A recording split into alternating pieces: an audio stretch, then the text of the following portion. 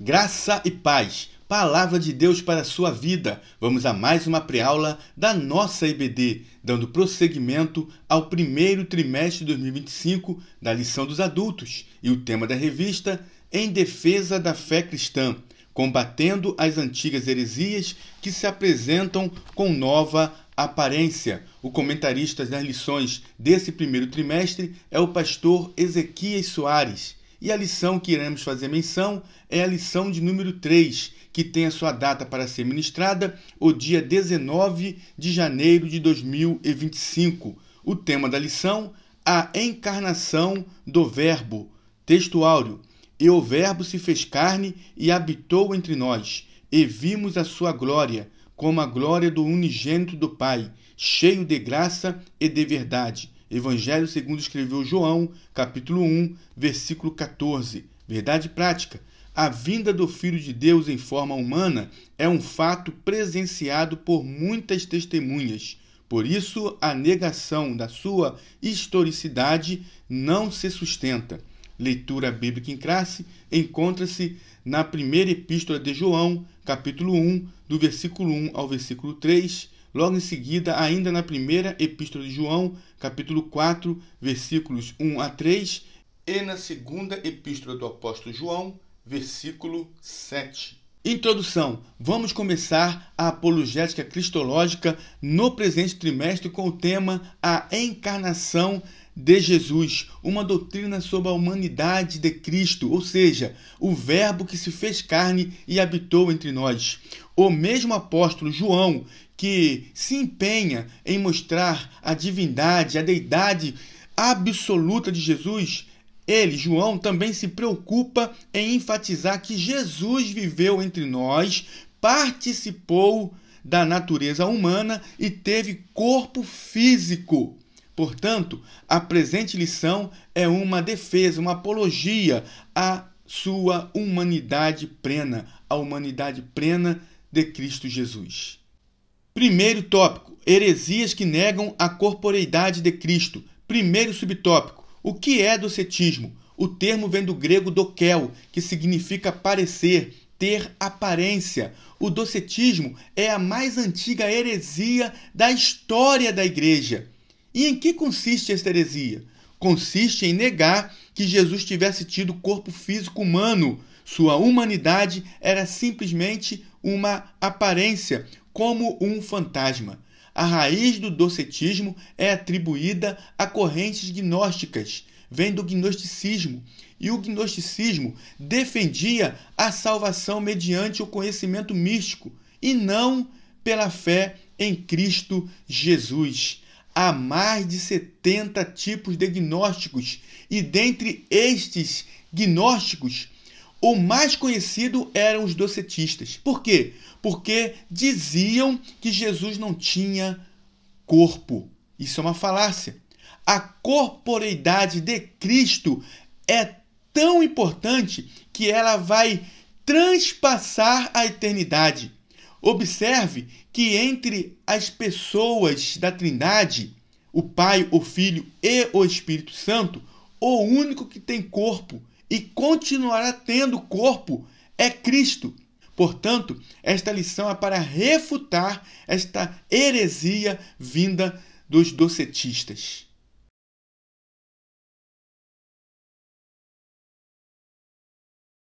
Os seguidores desta terrível heresia ensinavam muitas coisas, porém fora das Escrituras, totalmente contrárias à palavra de Deus, aquilo que estava inserido na palavra do Senhor. Eles queriam disseminar as suas falsas doutrinas, as suas heresias. Por isso que o nosso enfoque destaca a humanidade de Jesus como verdadeiro homem. E isso nós podemos ver no Evangelho segundo escreveu Lucas. Lucas nos traz dados importantíssimos da humanidade de Jesus, mostrando que Jesus tinha amigos, Jesus tinha parentes. Conforme podemos ver, os parentes de Jesus sendo Zacarias e Isabel, os seus próprios pais, José e Maria. Mas o que nos salta aos olhos é o relato marcante, o relato sagrado da infância de Jesus, que enfoca o quê? O seu desenvolvimento físico, intelectual e espiritual, conforme podemos ver no Evangelho segundo escreveu Lucas, capítulo 2, versículos 40 e 52, que diz assim: E o menino crescia e se fortalecia em espírito, cheio de sabedoria, e a graça de Deus estava sobre ele. E crescia Jesus em sabedoria e em estatura e em graça para com Deus e os homens.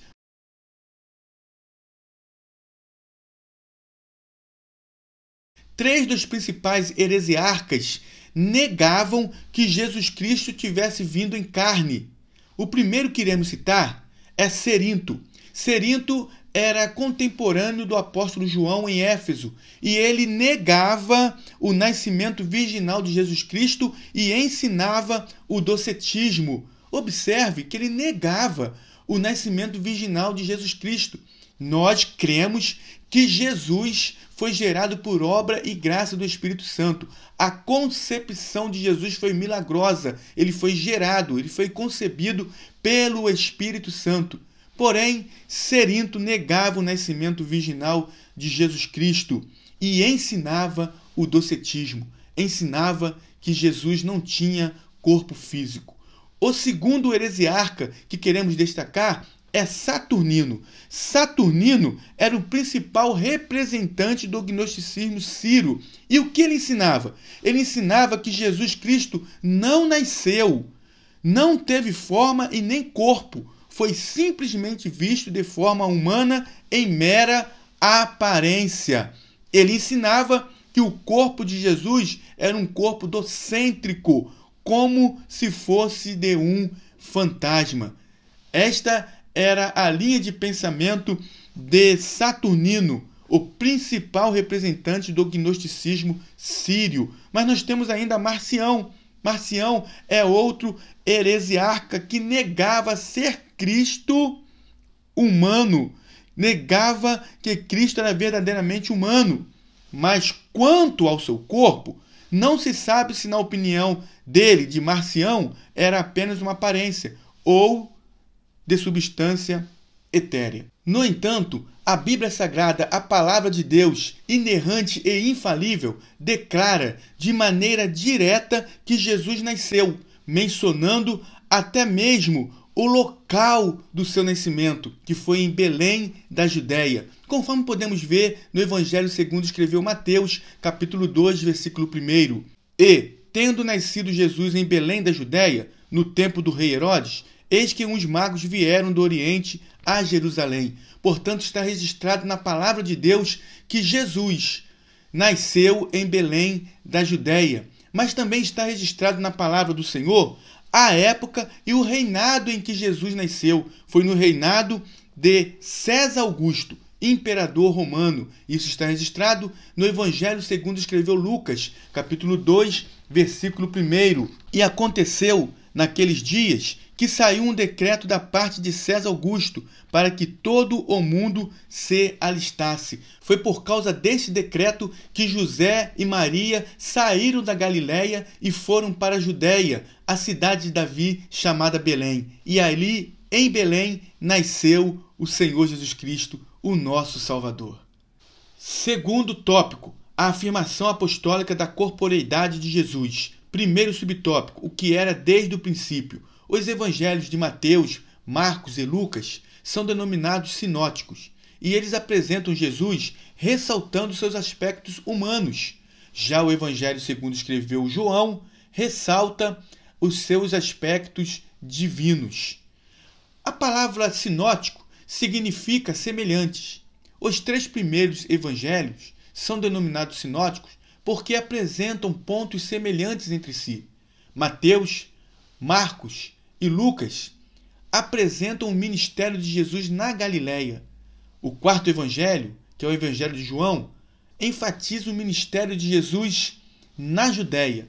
E falando acerca de João, na sua primeira epístola, no capítulo 1, no versículo 1, traz a seguinte expressão: o que era desde o princípio. Essa expressão é uma reiteração daquilo que o apóstolo afirma na introdução do evangelho que leva o seu nome. No princípio era o verbo, conforme está escrito em João capítulo 1, versículo 1. Vamos ver isso? Primeiro vamos ver na epístola de João, na primeira epístola de João, capítulo 1, versículo 1. Veja o que diz: o que era desde o princípio. E agora vamos ao evangelho segundo escreveu João, capítulo 1, versículo 1. Veja o que está escrito: no princípio era o verbo, e o verbo estava com Deus, e o verbo era Deus. Portanto, é preciso enfatizar que ele, o verbo, já existia antes da fundação do mundo. Isso é muito importante porque traz algo muito profundo. A encarnação é uma experiência que ocorreu unicamente e exclusivamente com Jesus. E por quê? Porque ele, Jesus, já existia antes. Ele já existia antes da criação do mundo. Veja o que está escrito em Isaías, no capítulo 9, no versículo 6. Porque um menino nos nasceu, o filho se nos deu. O menino nasceu em Belém de Judá, mas o filho sempre existiu na eternidade com o Pai. Colossenses capítulo 1, versículo 17 diz: e ele é antes de todas as coisas, e todas as coisas subsistem por ele. Por isso que a encarnação é uma experiência que ocorreu unicamente com Jesus, porque ele já existia. Diferente de nós, nós não existíamos antes, por isso não podemos encarnar. Nós passamos a existir no momento da concepção. Foi a partir da concepção que passamos a ter vida e viemos a este mundo após o nascimento. Portanto, é uma experiência vivida somente pelo nosso Senhor Jesus Cristo. Mas embora João enfatize que o verbo já existia antes da criação do mundo, ele não perde de vista, ele nunca perde de vista que o verbo se fez carne. E além disso, ele também traz detalhes importantes, dizendo que, além do verbo se fazer carne, ele habitou entre nós. E além disso, além de habitar entre nós, ele foi visto pelas pessoas. É o que está escrito em João, capítulo 1, versículo 14. E o verbo se fez carne e habitou entre nós, e vimos a sua glória, como a glória do unigênito do Pai, cheio de graça e de verdade. Segundo subtópico, a reafirmação apostólica. Na primeira epístola do apóstolo João, capítulo 1, versículo 1, parte B, o apóstolo diz assim: o que vimos com os nossos olhos, o que temos contemplado e as nossas mãos tocaram da palavra da vida. O apóstolo João está reiterando a afirmação que ele fez e que está na introdução do seu evangelho, quando ele diz: e o verbo se fez carne e habitou entre nós. Ao dizer vimos com os nossos olhos, pode até parecer ser uma redundância, mas na verdade João está aqui enfatizando, sem deixar dúvida alguma, que o Senhor Jesus veio em carne ao mundo e que, portanto, ele foi tocado por aqueles que com ele conviveram. Terceiro subtópico, uma crença herética. João viveu seus últimos dias na cidade de Éfeso, a mesma cidade em que habitava Cerinto. Como já falamos, Cerinto foi um heresiarca que ensinava o docetismo. Os escritos do apóstolo João, o Evangelho, as 3 epístolas e o livro de Apocalipse foram produzidos na última década do 1º século. E já nesta época, o docetismo já se difundia entre os cristãos. Observe que no finalzinho do 1º século, já para entrar no 2º século, o docetismo, esta heresia, já estava sendo ensinada e difundida entre os cristãos. E aí vem a pergunta: por que surgiram tantas heresias desde o 1º século até os dias atuais acerca do Senhor Jesus? É porque a nossa salvação está baseada na pessoa do Senhor Jesus Cristo. e por isso surgem muitas heresias, ensinos contrários àquilo que a Bíblia fala sobre a sua divindade e sobre a sua humanidade. O apóstolo João, então, por ver que já nos seus dias, a maneira que estava o ensino docetista, o que o apóstolo João faz? Ele esclarece de maneira direta, dizendo que todo aquele que nega que Jesus veio em carne não é de Deus. Veja o que está escrito na primeira epístola de João, capítulo 4, versículo 3. E todo espírito que não confessa que Jesus Cristo veio em carne não é de Deus.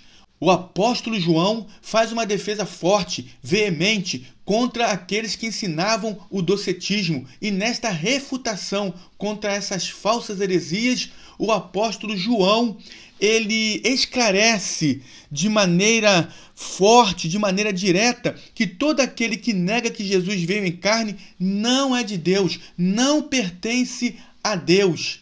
Agora veja a gravidade dessa heresia, pois se Jesus não teve corpo físico real, ele também não morreu.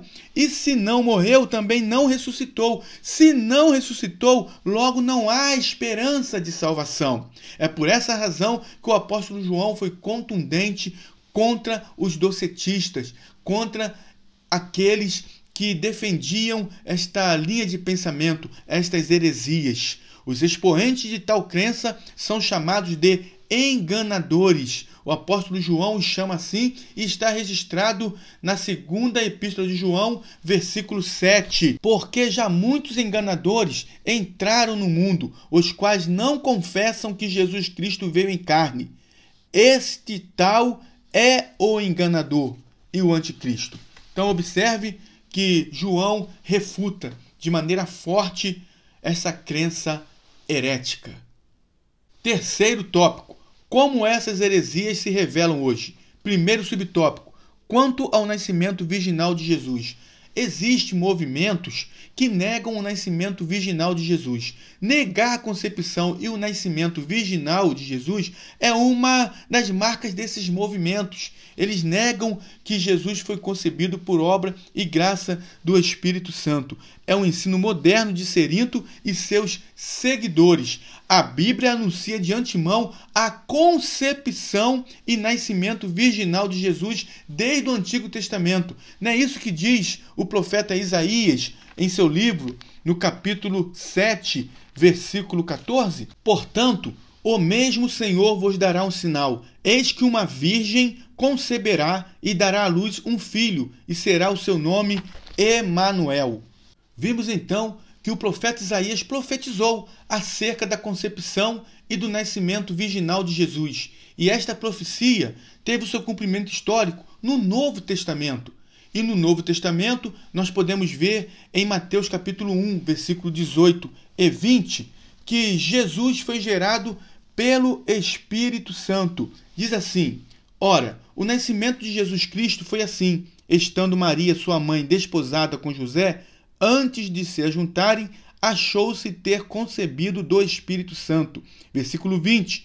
E, projetando ele isso, eis que, em sonho, lhe apareceu um anjo do Senhor, dizendo: José, filho de Davi, não temas receber a Maria, tua mulher, porque o que nela está gerado é do Espírito Santo. Então observe que a profecia de Isaías cumpre-se cabalmente no Novo Testamento, na Nova Aliança. Agora, algo ainda muito forte e interessante: o anjo Gabriel disse a Maria, e está escrito em Lucas, capítulo 1, versículo 35, descerá sobre ti o Espírito Santo, e a virtude do Altíssimo te cobrirá com a sua sombra. Então, esta negação da concepção e do nascimento virginal de Jesus, feita por esses grupos religiosos heréticos, não tem sustentação, porque a Bíblia, de forma bem clara, traz, tanto nas profecias do Antigo Testamento, quanto no seu cumprimento no Novo Testamento, que Jesus Cristo, ele foi concebido pelo Espírito Santo e nasceu como nascem todas as crianças. Nasceu de um parto normal, mas ele foi concebido por obra e graça do Espírito Santo. E isso nós podemos refutar pela palavra de Deus. E a palavra de Deus, ela é viva. E a palavra de Deus é a verdade. E a palavra de Deus, ela continua e continuará sendo o nosso manual de fé, regra e prática. Então, meus irmãos, podemos refutar dentro da palavra de Deus esta negação, essa negativa desses grupos heréticos religiosos que tentam negar a concepção e o nascimento virginal do Senhor Jesus Cristo. Segundo subtópico, quanto à morte e à ressurreição de Cristo. O heresiarca gnóstico do Egito, chamado Basílides, negava a crucificação de Cristo, dizia que Simão o Cirineu transfigurou-se e foi equivocadamente crucificado e que o populacho o tomou por Jesus, algo sem lógica alguma. Agora veja que esta é mais uma ramificação do gnosticismo que negava a morte de Jesus. Essa doutrina ensinada por Basílides contraria todo o pensamento bíblico e os fatos históricos. A Bíblia ensina que Jesus morreu e ressuscitou dentre os mortos, conforme está na primeira epístola do apóstolo Paulo aos Coríntios, capítulo 15, versículos 3 e 4, que diz: Porque primeiramente vos entreguei o que também recebi, que Cristo morreu por nossos pecados, segundo as Escrituras, e que foi sepultado e que ressuscitou ao terceiro dia, segundo as Escrituras. Terceiro subtópico, confirmação histórica. A confirmação bíblica e histórica da morte de Jesus é fato incontestável. Historiadores não cristãos, judeus e romanos atestaram a morte do Senhor Jesus Cristo.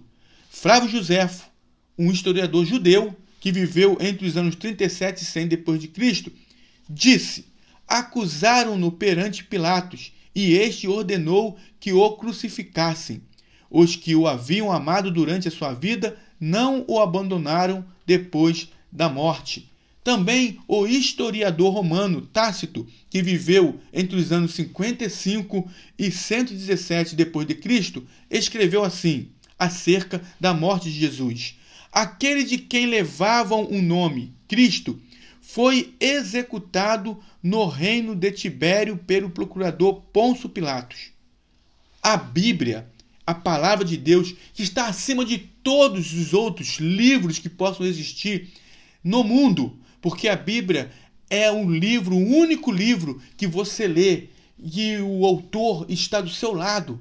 A Bíblia, ela é de inspiração divina. A palavra de Deus declara que Jesus, depois de ter padecido, se apresentou vivo com muitas e infalíveis provas, conforme está escrito no livro dos Atos dos Apóstolos, capítulo 1, versículo 3, que diz: aos quais também, depois de ter padecido, se apresentou vivo com muitas e infalíveis provas, sendo visto por eles por espaço de 40 dias e falando do que respeita ao reino de Deus. Conclusão: as expressões o Verbo se fez carne e Jesus Cristo veio em carne significam uma resposta aos docetistas. Os evangelhos revelam vários atributos característicos do Jesus ser humano. Ele foi revestido do corpo físico porque o pecado entrou no mundo por um homem e pela justiça de Deus tinha de ser vencido por um ser humano. Jesus se encarnou, fez-se homem sujeito ao pecado, embora nunca houvesse pecado, e venceu o pecado como homem. Inscreva-se em nosso canal, ative o sininho em todas as notificações, dê o seu melhor like, compartilhe, nos ajude com a sua oração, assista o vídeo anterior e também os hinos sugeridos. Deus abençoe a sua vida, Deus abençoe a sua família.